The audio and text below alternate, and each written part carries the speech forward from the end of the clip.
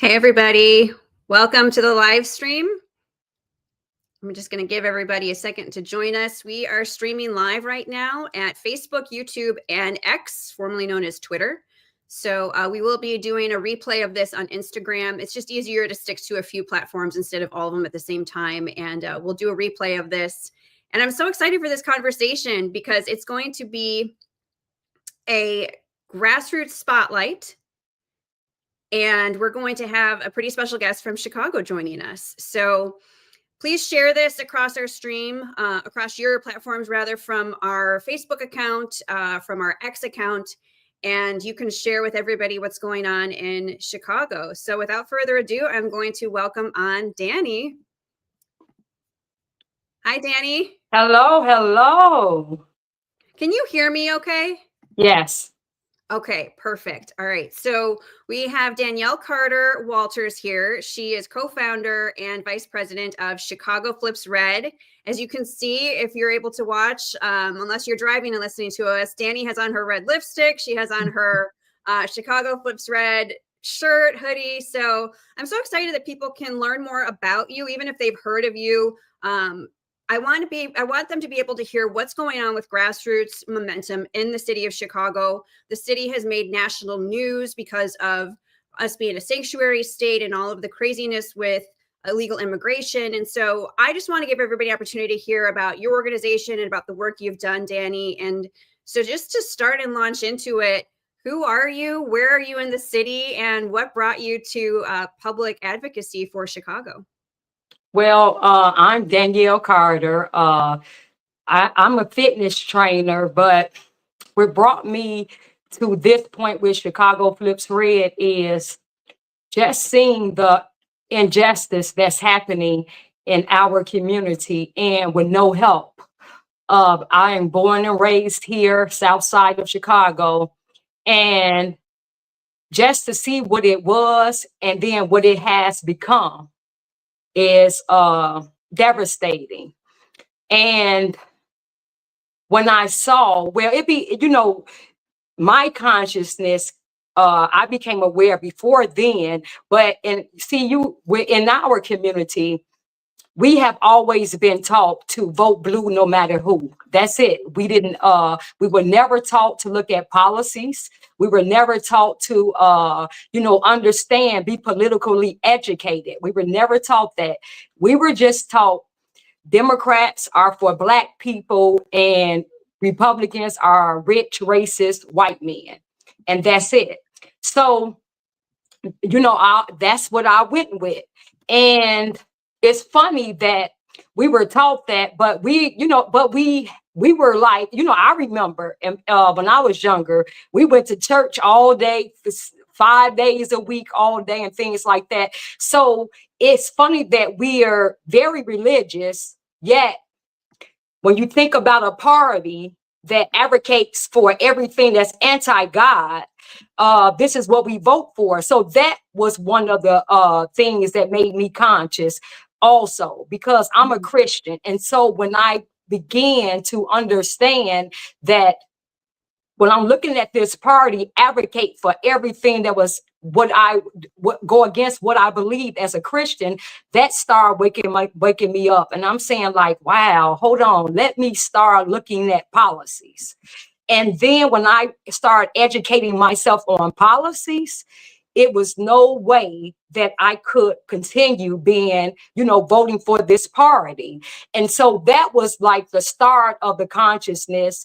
And then, in 2019, because my husband, he was a CPD officer, recently retired. When they were mandating us and him to get the COVID shot, and they were threatening to take his livelihood, his pension, if he didn't get this shot. And then that made me really deep dive into policies. And then when I realized this is going against everything that the Constitution, our constitutional rights, and this is supposed to be the party of my body, my choice, but we don't have a choice. And then when I started talking about it on social media, I was censored. You know, my pages were taken down. So then I'm like, this is the party of, this is dictatorship. You know, you don't have a voice to express your concerns about the COVID shot. And by me being a personal trainer and a trainer, I would teach against putting things in your body and go the natural way. So I was being censored and things. So when you start to really do a deep dive into policies and educating yourself on policies, you understand that nothing the Democrat have advocated for or have done have helped or is for American or Christians or, you know, things like that. So when I did that, that's what made me start really paying attention.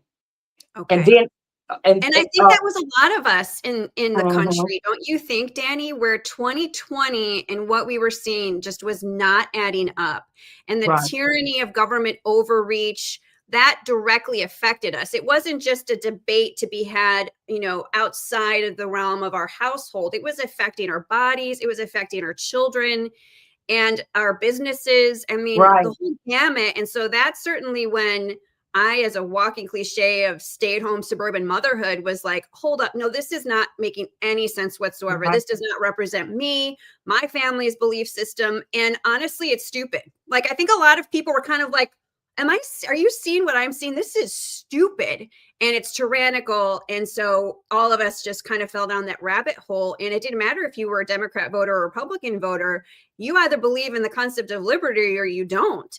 And so that's when you ran to the barricade. That's when a lot of us ran to the barricade. And that's why I started Awake Illinois, because we have to pay attention.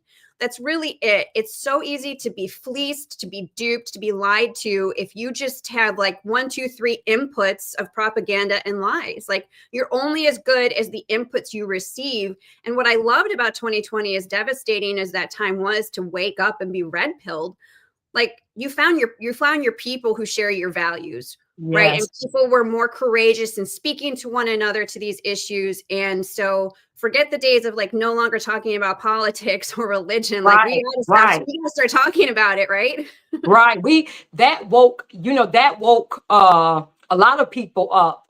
And it made you realize, because we are taught that don't mix politics and religion. You know, you got to keep those separate. But when you think about it, everything that would hurt us and what we believe is in a stroke of a pen. So we must pay attention to politics, because just like the Biden and Harris administration, and what they were doing was, if you would go and speak against, like, you know, the young lady who was going to the abortion clinic and preaching and speaking out against it there and things like that, they would call it hate speech. If you had started talking against the trans ideology being taught to our kids and boys being in women's bathroom, then that would be coined hate speech. And then it was just, they were making laws that would make that you had to comply with everything that go against your belief. So when you realize they do go together. In the Bible, you had the Book of Kings, you had the book, everything told us Daniel where the lion's den, because he wouldn't bow down to the image. So when you think about everything that we been taught, you know, and saying that you can't mix, that you have to, because it's the laws and the policies that's going to destroy us, or that's going to make us comply to what we, you know, against what we believe or what our will is. So when you think about that and educate yourself on that, you have to align yourself with policies that are with your core beliefs. Also, when fast forward within that time, it didn't help that when the illegal immigration invasion started. So when did you start noticing that, being in an urban area of Chicago, it's now made national news? Like, when did you start noticing that shift? Well, before so at this point, I didn't, I start seeing the fact that when President Trump was saying fake news, when I did the rabbit hole and start educating myself, I couldn't believe it. I'm like, oh my God, the media should be in jail. They should be treason against the American citizens. They're pushing out propaganda. And if we don't get the full details, then we're just going with the narrative that they spin. So that's what made me understand that. So when the Biden and Harris opened the border and unleashed this invasion on us, all the media outlets were saying the border is closed, the border is secure. The Republicans were saying that the border is not secure, it's open, but they were saying that was a deep right fake and all that. You remember John Pierre used to go up there and lie. But I was actively seeing on social media independent journalists in YouTubers like yourself and things covering that the millions that were pouring in the border. So we knew it was an invasion going on, but the media was lying to us. So I was able to see that and understand that when they were lying. So fast forward when Greg Abbott was saying, hey, you can't keep, you got to close this border. This is what's happening. And they were saying he was lying and things like that. Well, I knew that was true. So when he started saying, hey, okay, you know what?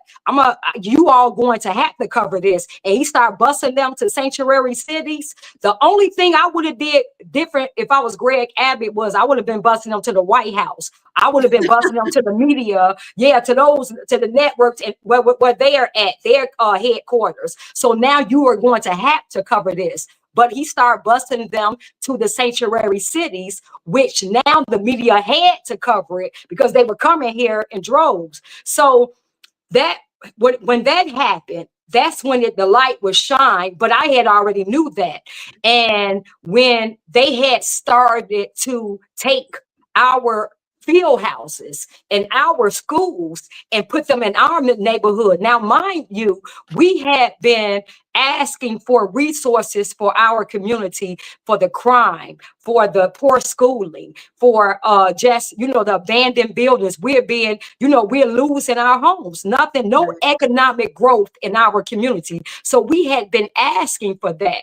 All along, we were told, hey, you're going to wait. We have no money for you. Who are you asking, Danny? Are you asking like the city council? Are you asking your state legislators? Like, who are you asking and lobbying at that time? So at that time, it was the mayors and the aldermen. So you were saying we had Lori, and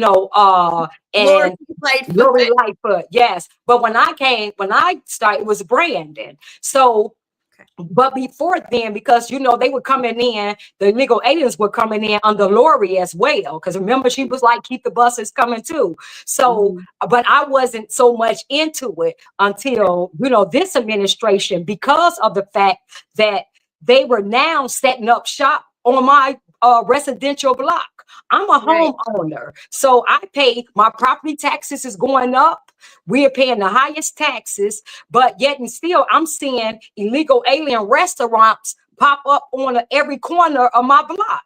So they're allowed to sell, and this is just not chips and things like this. This is full-blown restaurants outside where you have the generator on the street. You have French fry machines. They're having benches set up where they're serving people outside. They're sitting on the benches. They're having aprons, and they're sitting down as if we're in a full-blown restaurant outside on the residential area. And these were shops that were being allowed to set up in our community. So I'm like, no, because mind you, that I'm a business owner and I bought my business is ran in my house in my basement. But me and my husband, we bought a business in 2019, a building in an opportunity zone, thanks to President Trump. And with that, it was supposed to come the TIF money, the tax increment finance. So, they were supposed to give you money to build up that business and things like that. But what happens is the city of Chicago, they figure out ways how to zone you out. So if it's in the TIF zone, when you go and find out, when you when you're trying to build out and get that money, you find out they done zoned you out. So you know now you're no longer eligible for that money, and then you go try to get grants that's supposed to be for us, but we somehow never get them. The same people, which are your alderman friends, your mayor friends, keep getting the same opportunity grants, and then you have small business loan. Now, me and my husband, look, I don't lie on my taxes. I pay real big taxes. He was working for the CPD at the time, over 20 years, and we couldn't get along. It was always, okay, let me see your tax income, you know, returns. Then we'll show them that. Then it's your bank account. Okay, we'll show them that. Then it's your credit history. Okay, we'll show them that. Okay, how much are you bringing in a month? We'll show them that. And it was always something. This happened for like 3 years. So it's rigged against you if you're not towing the line of the Democrats. Is that basically what is happening? Or to me, if you're black, because we don't have no black-owned businesses in our community. What you see is foreigners, all foreigners that have businesses set up in our community. You got liquor stores, you have all the gas stations, all the Dunkin' Donuts, all the 7-Elevens. You have all the corner stores, everything. You know, they say we like chicken, right? Why don't we can't even get chicken places.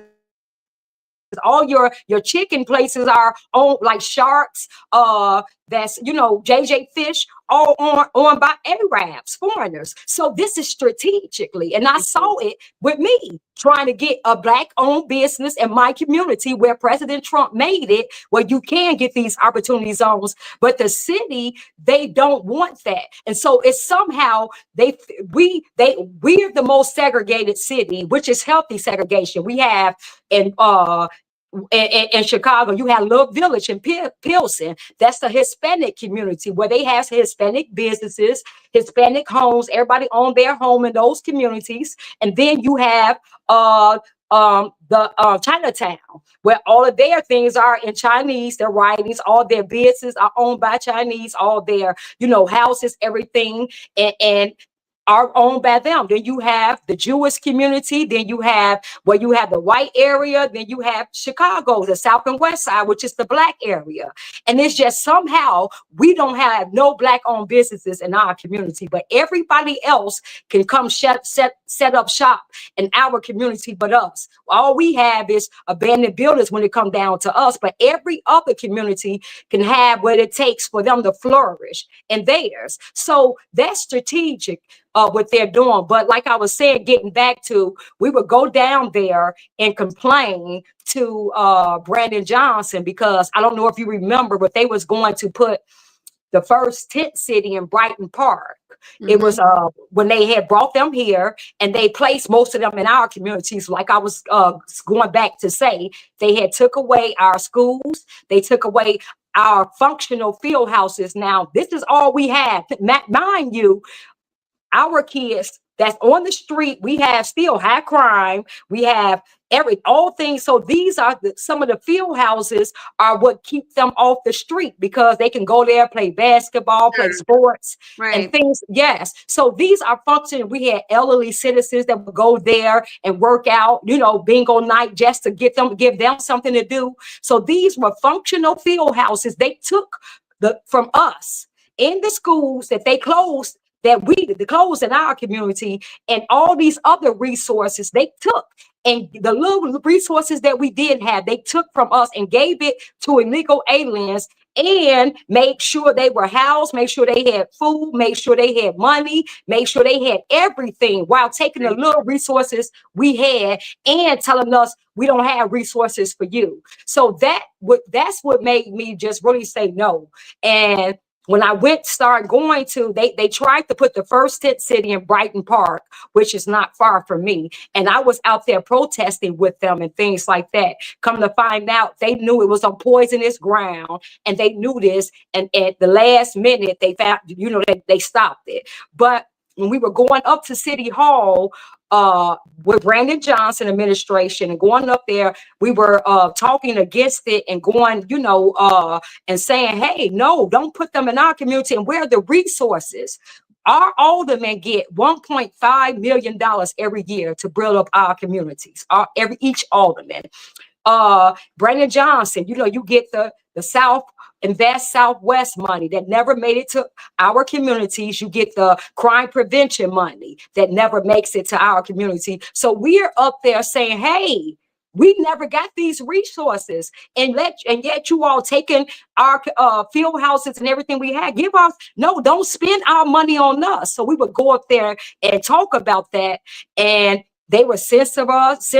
They would try to find ways to push us out. Oh, they did everything to censor us. But that's how I met, that's how Zoli and me and Miss Jessica and everybody, because everybody had a gripe with the city, but we all had different issues that we were going to the city about.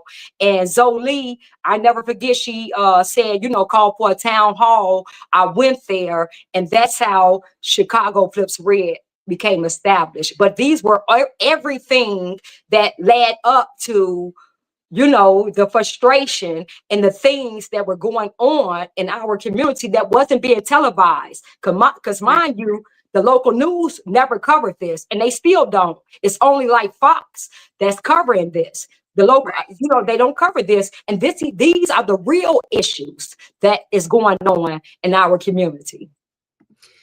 Thank you for that insight. And I think it's really impressive how you guys have gone and petitioned the city by going to those city council meetings. I mean, that is your right as a citizen to have your voice heard. And I know that you're a thorn in their side, Danny. I know they probably just hate when you show up to those city council meetings, right? And I know it has been contentious among some of the aldermen. I'm familiar with Alderman Ray Lopez. He seems to be supporting the police and wanting to see Chicago be safe and put the constituents first. But I just know when you walk in those red shirts, it has to just burn Brandon Johnson and all of these pro-illegal immigration activists. Just because, see, they never had anybody to challenge them. Never.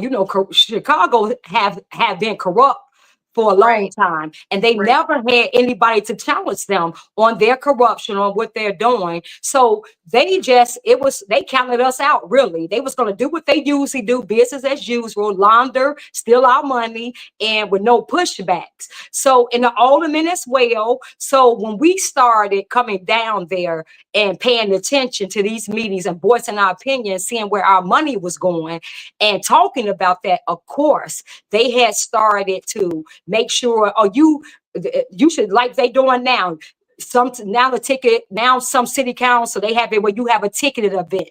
It had to be ticket. Whoever heard of a building where we pay our tax dollars go to? Now it have to be a ticket event for a public meeting discussing our money. They do things like that. They go against your constitutional rights this is what they do. Let's just say the meeting starts at 10 o'clock. We get there at 8:30. They would tell us they'd keep us downstairs and say they're not letting anybody up in the meeting. So let's just say maybe 9:45, they let us up. But by the time 9:45 come, the meeting, the chambers are packed.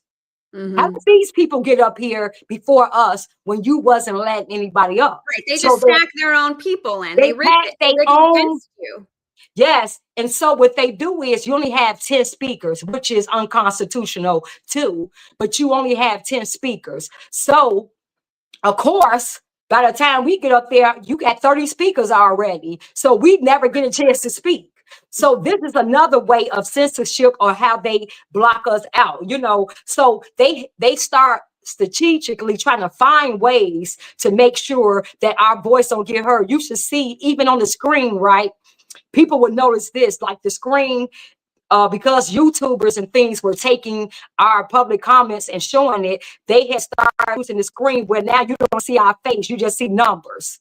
Right. And it's low. So it was just crazy. And so the aldermen, and let's just be clear, all of these aldermen, except for a few, were voting on this. So all the money that was allocated to the illegal aliens, they voted for. All the money that was not that was supposed to be going to us, that didn't make it to us, that went to their nonprofit buddies and went to these fake churches, the aldermen voted for this. They knew exactly what they were doing. But it was only until we start coming down there, holding them accountable, telling them we're going to let your constituents know what you have been voting on, what you have been doing. We're going to let them know. And we started doing like a Famous Friday on Zoli channel and talking about your every alderman, how they were voting and things like that. Because at first, when we first came before President Trump got elected, they was laughing at us at City Hall. They were disrespectful. They wouldn't even, public comment. They wouldn't even turn around and look our way. They'd be on their phones.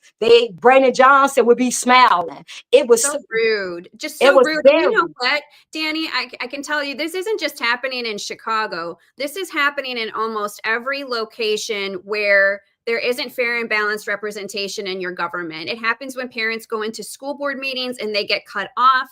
The front seats are already taken by, teacher union activists that got the message. I call it the woke bat signal. Yes. Like the woke bat signal goes up and they just all flood in. They're not even from, the jurisdiction or from, that particular area, but they just are like nomads, and they absolutely do that intentionally. But the good news is it's because you're effective that they do that.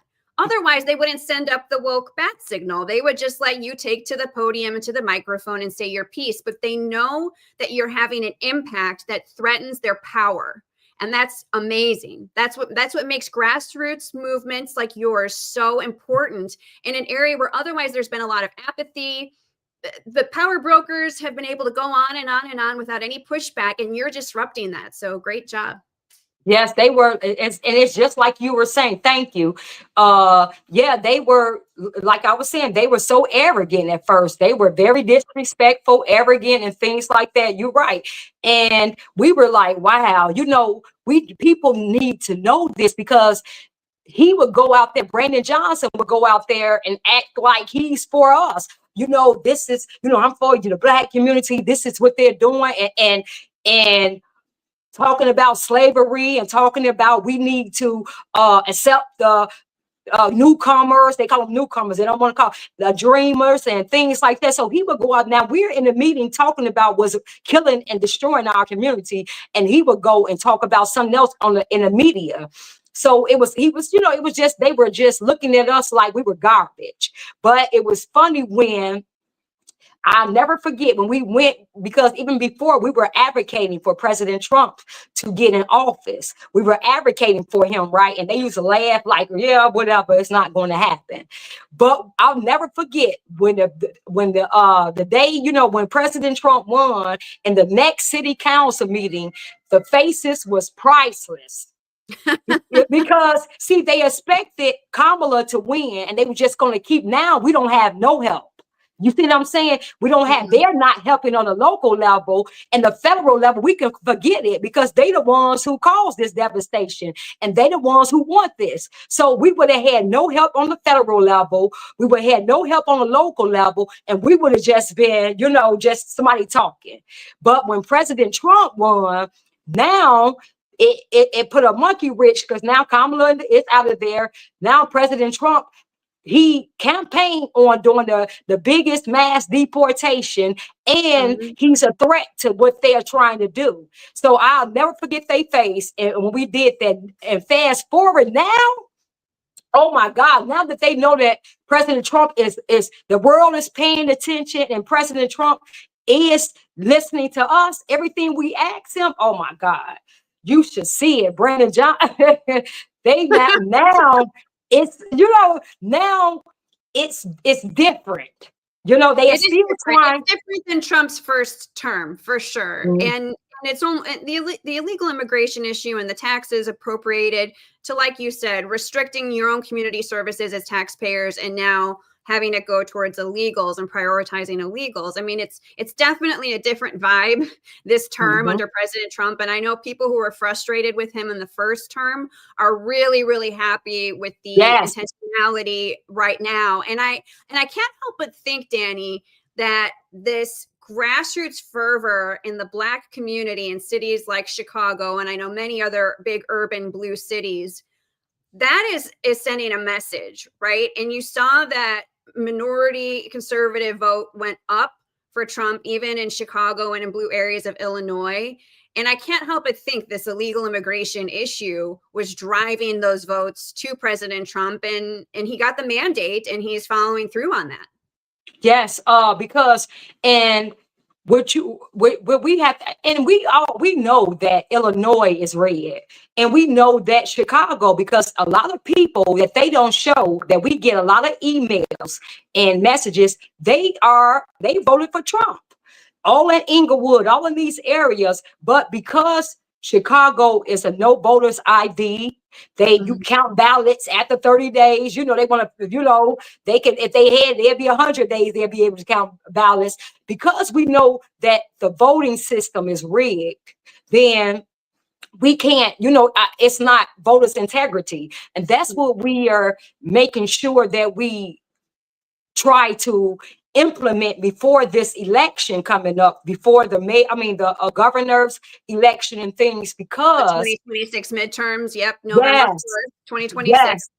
Because if we don't, we understand the dead vote here. We understand the mail-in ballots are the, you know, if you're down, they realize they only down 20,000 votes. Somehow 30,000 mail-in votes come in 3 days later. So if with these machines, and I have to say, when I went to go vote for, vote this election with with President Trump and things, I saw a lot of people who didn't speak English who was in there voting. Now you can't say, but if we don't have voters' integrity here, then we had to make it too big to rig, because of the fact we're. And the scary part about that Americans need to understand is, when we allow all of these foreigners and illegal aliens to saturate our country, what it's doing is it's diluting our vote and our voices. Because if we allow all these millions to come over here and stay here, and then think about it, they have kids and they have kids, what's going to happen is they're going to therefore outnumber Americans, like you saw in New York. And now the foreigners are going to be voting on their behalf, and they're going to outnumber us, which in turn will be saturating our vote. So they'll be getting the people in government that they want foreigners to advocate and push their agenda, which is most likely an anti-American agenda. Right. I was going to say, it's not an America first agenda at all. So if we don't be careful, we have to see all of these things come into play. See, I think about all of this because it's no way in America we should allow people to just come over here, no voters ID, and then and we have so many foreigners here, and they're allowed to get in government first of all, and then once they're in government, people to vote. And now the Americans don't have a say so in their own country, the Native Americans. This is, we see what's happening in the UK. We see what's happening. That's can allow crystal ball. I mean, Europe is our crystal ball right now, and people have to pay very close attention. That concept of kindness has been weaponized against us, to kindly open your doors to every single person. And unfortunately, we've opened up the doors to pretty bad actors. You mentioned earlier, Danny, when all the buses were being sent to these sanctuary cities, I'm very close to people who are involved in stopping human trafficking and sex trafficking. And they saw an incredible rise in Illinois of vans of women and children. And a lot of them just go off the radar. And in a state like Illinois, for example, where we have really radical abortion permissions, where children as young as 12 can get an abortion and no parent or guardian needs to be informed. Think about that. Think about the human trafficking implications of that. And I know that that's skyrocketed in our state and it continues to. I'm very, very worried for women and children that are being trafficked across our borders. On top of that, terrorists and God knows who else. And yes, we of course have an appreciation for people who want to come here and assimilate to American values and, you know, get improved economic opportunity, but they have to do it legally. And so to rob our own communities and our own tax dollars and get fleeced is wrong, and it's against the law. So I think it's important to recognize the work that you're doing on the boots on the ground at that grass level is so important, even if it just means empowering your neighbor with the truth. I guarantee you there are still people in communities around Chicago who have no idea that their tax dollars are being appropriated to illegals and prioritized over our veterans who are homeless in the streets, over women and children who are perhaps leaving abusive relationships. They're needing some help in transition. They're not getting that grant money, or non-government organizations that could help them aren't getting that grant money, but it's going to all of the illegals, all of these money laundering NGOs that are affiliated with the Democrat Party, rather than small business owners like you or people in our communities who live here legally and deserve the support. And we're totally skipping right past them and saying, too bad, so sad. We're going to prioritize people who don't want to assimilate to America and could be violent criminals. Let's talk about the crime aspect and what you're seeing or hearing from other people in Chicago in terms of, obviously, every urban area is going to have low-income crime, high crime rates. We know that. But how has this illegal immigration affected communities and what you're seeing firsthand with crime? So when they put them in our field houses, first of all, you know, you had kids that couldn't even go play in the parks because you would see needles in the park where they were shooting up. And then you would have, these were a lot of men around in those field houses, just standing around. You had sex, like you said, you had prostitution at an all-time high. They would be just out there in the parks and things, prostituting. And what was really crazy, because before my husband had retired, they had put them in the police stations, right? So the police station, they were allowed to live there. And in the police stations, they were doing drugs, they were outside, they were drinking, they were prostituting, they were cutting hair, they were out selling things all in front of the police station and inside the police station, drinking and things. It take my husband to tell you, and other police officers that I would train, they never seen nothing like this in their lives. You talking about them, their mental health messed up because they were living in the police station and seeing, and these people were living and seeing that. So this was allowed to happen even in the police stations. So can you imagine what's allowed to happen outside? And so we know that because, and we had been saying this in our communities, they were taking over buildings, which they're still doing now, taking over buildings where they would, because the landlords would rent to them instead of, because they were getting paid more for them. So the city it incentivized slumlording to illegals, which is horrific.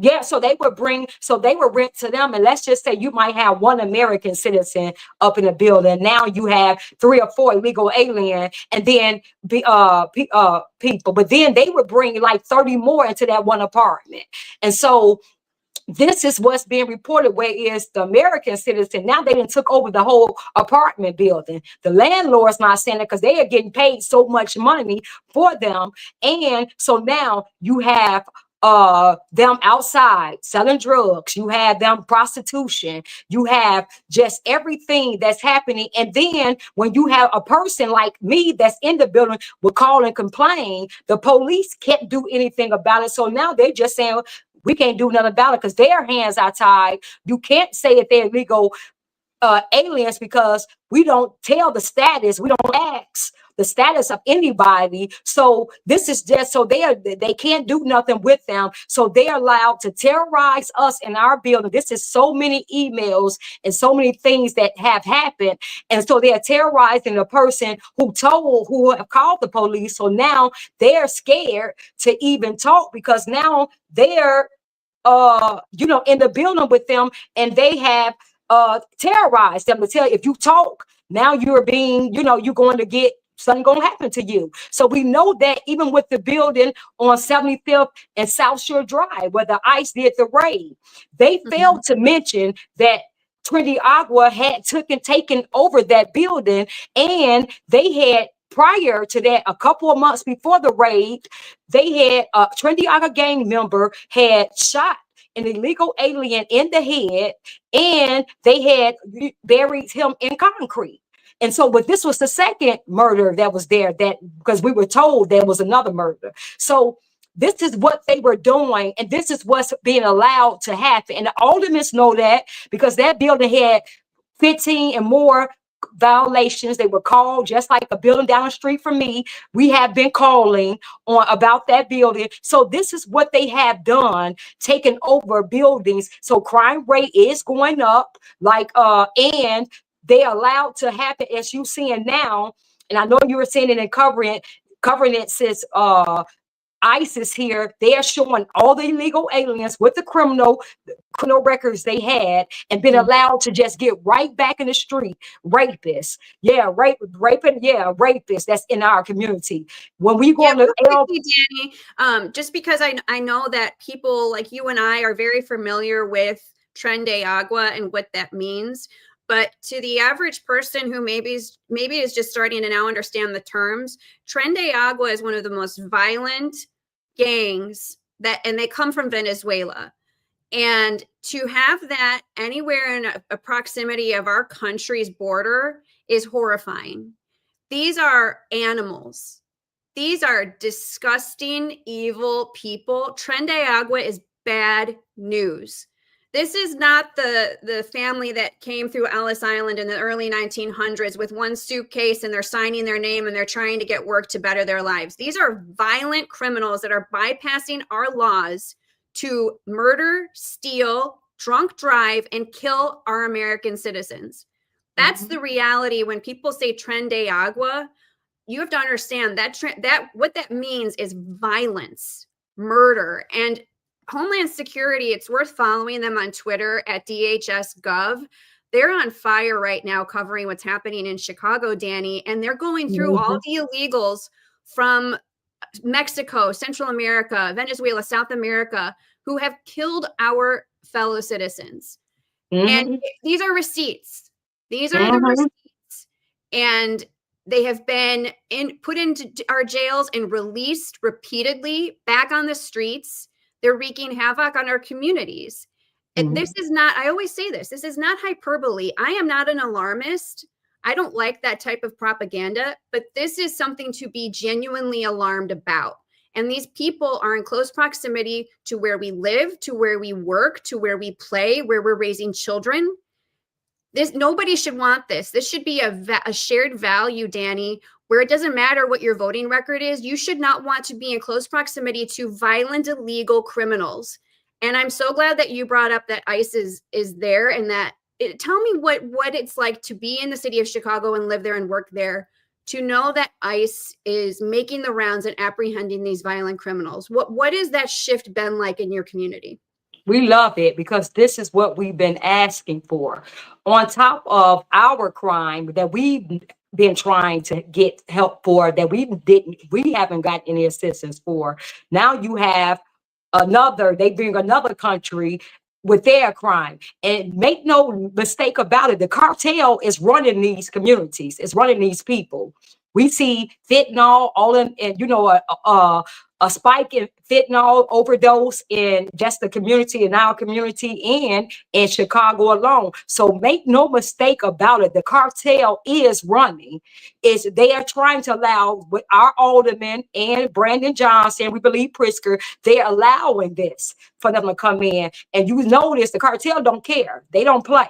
So we have new gangs forming. They call VD, Venezuelan Disciples. So not only do we have our gang members that we have yet to get help with, then we have another gangs on top of that. So it's been just, as a law-abiding American who doing everything right, follow the laws, you just want to go to work and have your kids go to school in a safe community, like you said, which we all should want, whether you're Democrat or Republican. We all should want that.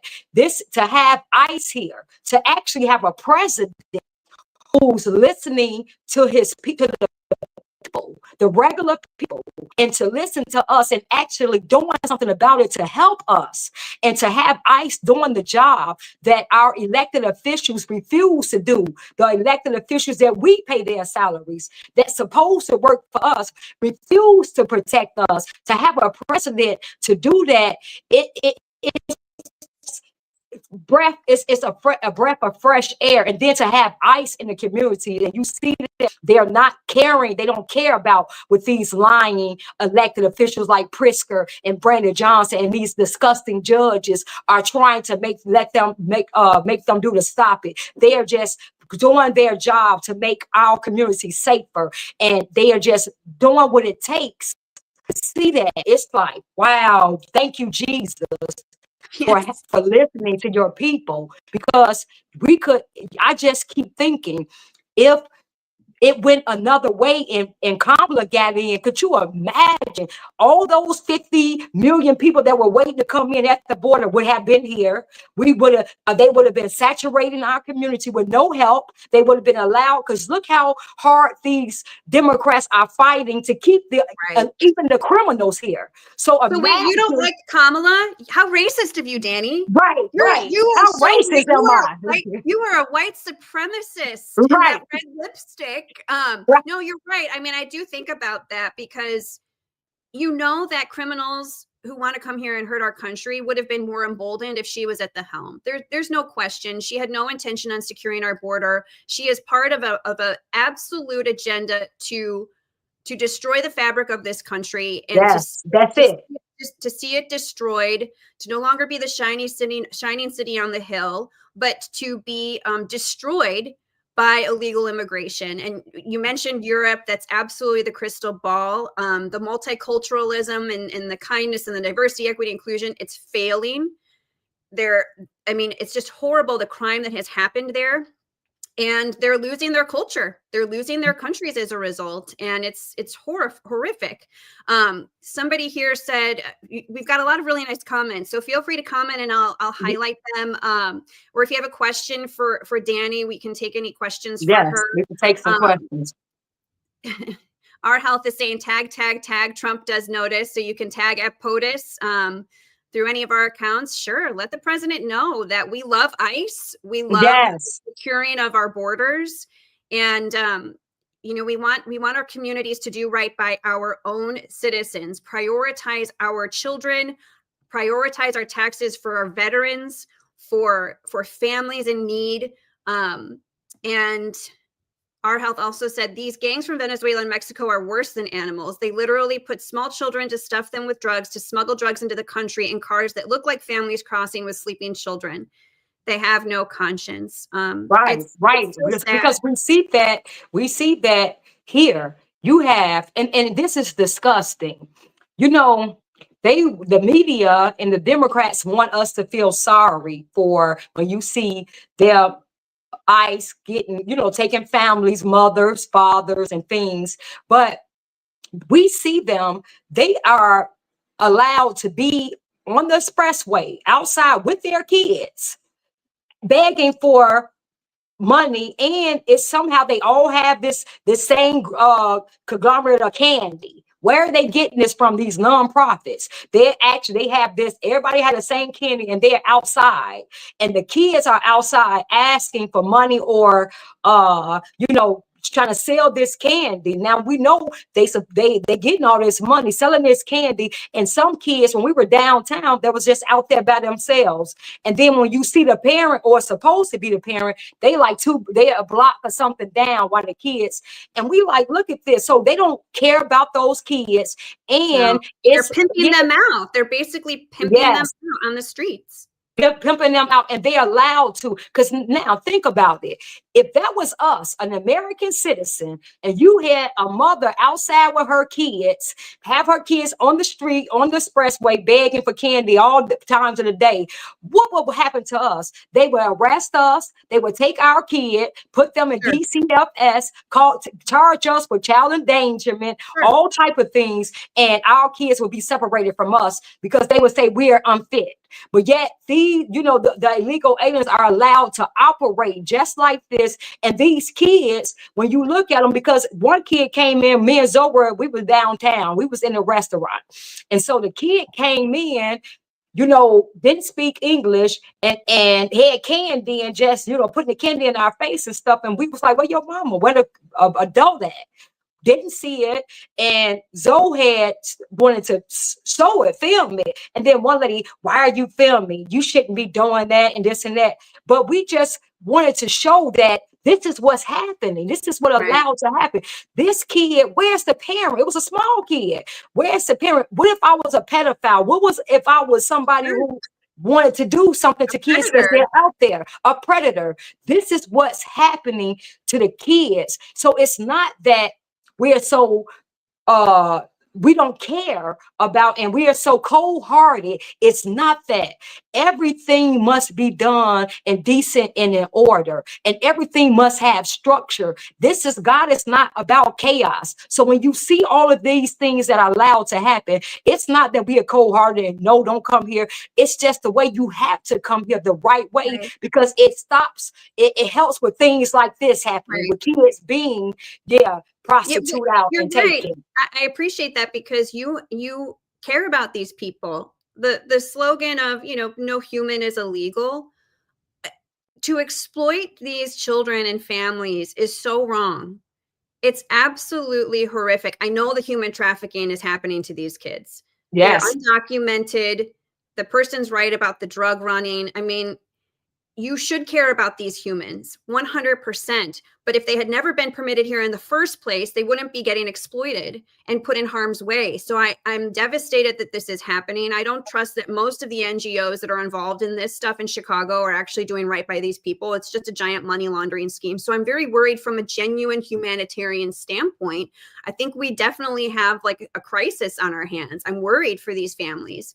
And I not to get off topic, but I wanted to share that this gentleman is making tons of news. Greg Bovino, he's the chief border patrol officer. I love this guy. I love him too. He's my favorite. Like I joke, I want to ride a tandem bicycle with him. Like I just want to hang out with him because somebody mentioned he has like General Patton vibes. Like he just kind of doesn't give a rip about what anyone thinks about him. He is on a mission to win this for the city of Chicago, to do right by our borders. What do you think about Greg Bovino here? I love Greg Bovino. We actually on his he had to go to court for his trial at the federal building, maybe a week or so ago. So we made sure we went to show him our support. We went there, and we love, and then just real quick to see what the woke judge, Sarah Ellis, tried to, the demands she tried to put on him. And she cared nothing about the ICE officers. She cared nothing about their safety or any, she just talked about the protesters and the people that were doing the harm to ICE officers, sympathizing with them, cared nothing about the officers like him putting their lives on the line every day to make us safe, to keep us safe. So that was disgusting. But we went there to support him. Then we went to the ICE facility detention center in Broadview to show our support for Greg Bovino and our ICE and Border Patrol, because we appreciate him, and we need people with that type of attitude. That would be my attitude. Whatever it takes to make sure we're safe. Whatever it takes to make sure Americans are safe, it's what I have to do. It may not be pretty. It may not be easy. You might have to make tough decisions, but those decisions have to be done. When you are trying to implement law and order, especially when 22 million people have been allowed to come here unvetted, it's not going to be pretty to get them out. It's not going to be pretty to do the work that must be done to make America safe again. So you have to have that attitude that he had, to no matter what it takes, I have to get this done because this is what needs to be done. And this is for the greater cause to make everybody safe, even the people who came over here illegally. Like you said, they're being killed too. Everybody who came over here, we're not saying they're criminals, those are bad people. We're not saying that. But you broke the law. And it's consequences of your actions for breaking the law. And that's why I support self-deportation, because if you know you broke the law, like we as American citizens, when we break the law, they're going to lock us up. Nobody is crying for us. The Democrats ain't coming to the jail for us. And they call us, we rape somebody, they call us a rapist, or I'm sorry, I don't know if I can say that. They're going to call us that name. They're not going to say, don't call them that. If we murder somebody, they're going to call us a murderer. That's it. But somehow they want to make us feel sorry for calling people who came here legally as they came here legally. So I sympathize with the people who did just come here under the guidelines of you want a better life, but there still is this consequences to your actions, and 100%. You have to do things the right way. So, and Danny, if you and I started a gang and went to Venezuela and started running drugs and murdering people, do you think the Venezuelan locals would start wearing shirts that say no human is illegal, or conservative lives matter? Do you think that they would be, lobbying for our safety? No, there is going to be a due process, and I have to tell you, I'll take due process. They would kill us. They would kill. I was going to say, they're brutal. It wouldn't be pretty. They might throw your body over an electrical wire or something. I don't know, but like, nobody would care because they enforce everywhere around the world where all these violent criminals are coming from. They enforce their borders. So if you and I try doing this same thing in another country, we're going to be ruined, because they're going to enforce the laws. And that is what we have to do in this country. And I believe that when they're being detained and they're being apprehended, due process, get them out. And that's right. And come back the right way. Come back the right way. That's it. I mean, and that way you can assimilate to the culture. You're not going to bring your culture, because that's what's happening. You should, real quick, you should saw when they came here, when they in our community, they don't assimilate to what we do. You should see the scooters. They are riding the scooters out on the sidewalk. They're going the wrong way, causing so many accidents. The music they're playing. Oh my God, the music is so loud, and it's their music. They just, to assimilate to what we're doing in our community and our culture, they're very disrespectful. So that's, that in itself is not right. Even the fact that in Chicago, they're making it where the jobs, you have to be bilingual. How is it that in Chicago or in America, you're mandating jobs to have to be bilingual, when that's going to separate, or it's going to, whether half of America is not going to be qualified for those jobs because we speak English. Right. That's discrimination against half of America because we don't speak Spanish. So it's things like that's been allowed, especially in Chicago. And I love Greg Brovino. I admire him. I want to encourage him to keep doing what he's doing, because we in Chicago appreciate him putting his life on the line 100%. Every day for us. There's a bounty out for him from the cartels, because they're very threatened by the great work he's doing. So keep it up, Greg. And Awake Illinois would be happy to take him out for dinner in Chicago to join us. So maybe through our networks we can try and arrange for that to happen before he's he's retired or reassigned or whatever's going to happen. Yes. But we Yes. love ICE. We love Yes. ICE. We love the law of the land.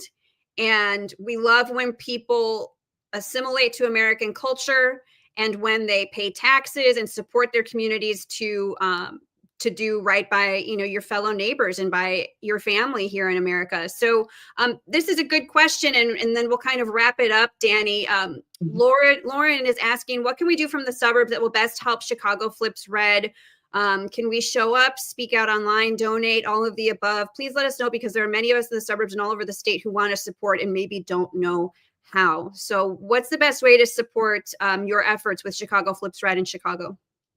So definitely, anything that you all can do far as your talent, because we need people who can, like, we do videos, but we need people who's able to chop those videos up in small segments to get it out there, because education and educating people in Chicago is the most important thing, because like you were saying, most people don't even know what's going on around them. They don't even know.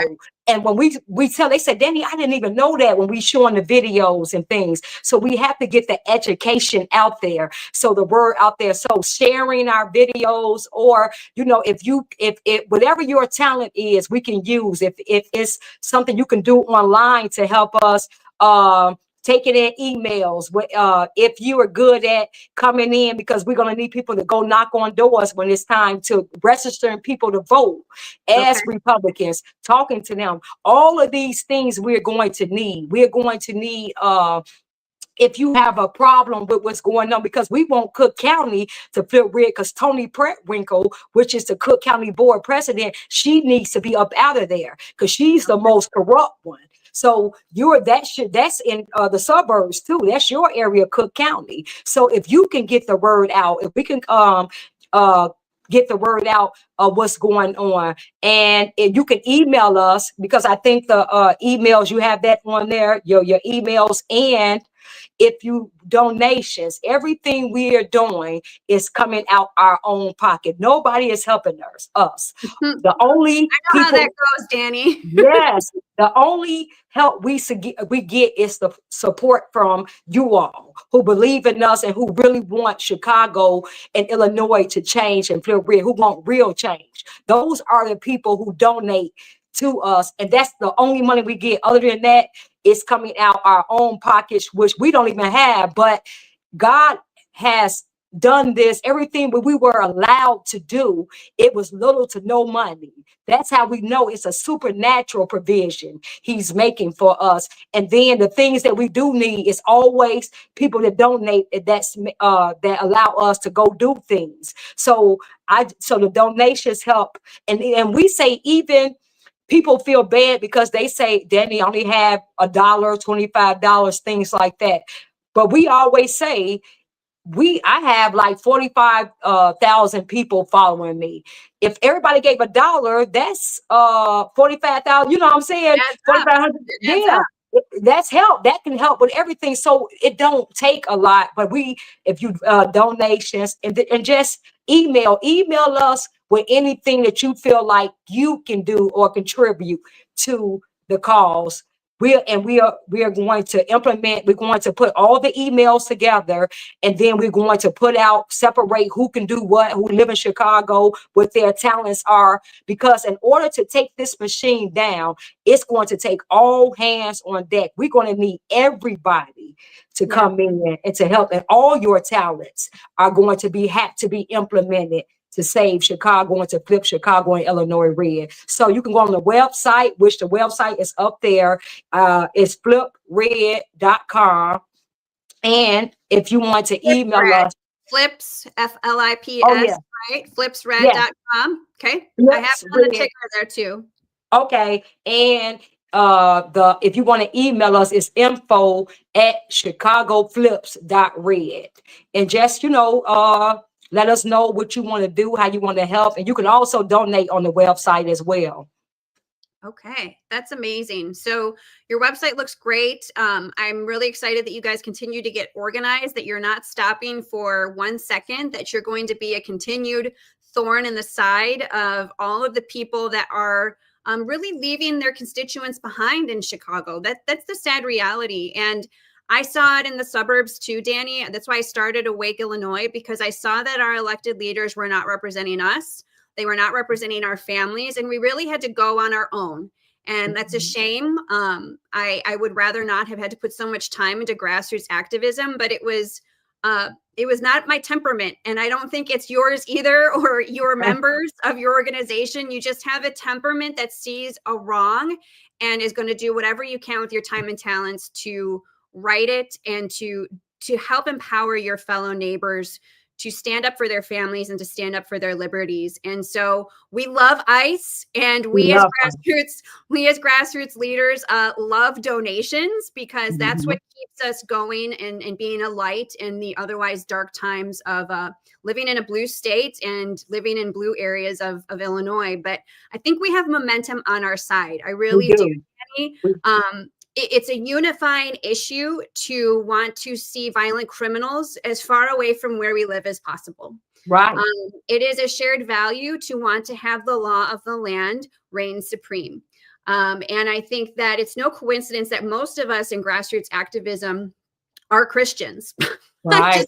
I don't think that's a coincidence. I mean, I have like one or two agnostic friends that are just so for the US Constitution, but most of the people that I talk to that are going to school board meetings, going to city council meetings, running for office now that otherwise may not have done that prior to 2020, they are Christians. Yes. And I don't want to discount that, because our concept of biblical authority and our religious tenet calls us to put on the full armor and not to retreat, but to step out from the pomegranate tree and go. So to all of you who are watching this, thank you for joining us. Please share it.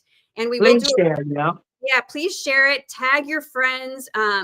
Let people know that there is hope, even in Chicago, which is just utilized right now, unfortunately, as like a case study in how woke has no limiting principles. It will stop at nothing. And so what Chicago Flips Red is doing is saying, no, I think we're gonna stop some of this and do right for our families, do right for our businesses, and for our country. Really, that's what it comes down to. It's our country. So I'm glad President Trump is listening to you and that you're not stopping. So head to flipsred.com, follow them at Flip Chicago Red, follow Danny and everyone involved with this project. And I'm so glad to hear more about what you've been doing, and maybe we'll meet up in the city sometime soon. Yes, we have to. Greg Bovino. Yes. Actually, we do once a month on the Thursday. It usually be the first Thursday or the second Thursday. We meet up at Trump Tower downtown. So we're going next Thursday. We are going to meet up at Trump Tower downtown, and that's just for everybody to come, and everybody on the same page and come and talk and just show our support for each other. So we can do so we do that. So I would love for anybody to come. And sharing and fellowship with people who share your values is so important. It just gives people more courage to know they're not alone. So I'll have to stop by to one of those meetups. That would be a lot of fun, Danny. Well, God bless you, and good luck to your organization as you continue. And we will share this recording to our blog along with the links to support Chicago Flips Red. Good luck to you, Danny. And we stand with all of you in Chicago and with all the patriots throughout the country. Onward. Yes, thank you so much for having me. And I want to tell everybody, I love you all. Thank you for everything, all the support that you have always given Chicago Flips Red. I love my American family, and we are going to do this. We can have real change. It's just a made up mind, and we have our Father on our side, our Savior Jesus Christ, and we are going to do this because this is something He have mandated all of us to do. That's what you're seeing right now. So I love you all, and thank you so much for having me on your show. Amen, Danny. All right, onward for truth and for liberty. Take care and have a great Thursday, everybody. Bye-bye. See you next time. I really hope you enjoyed it. We had a ball making it. Thank you very much.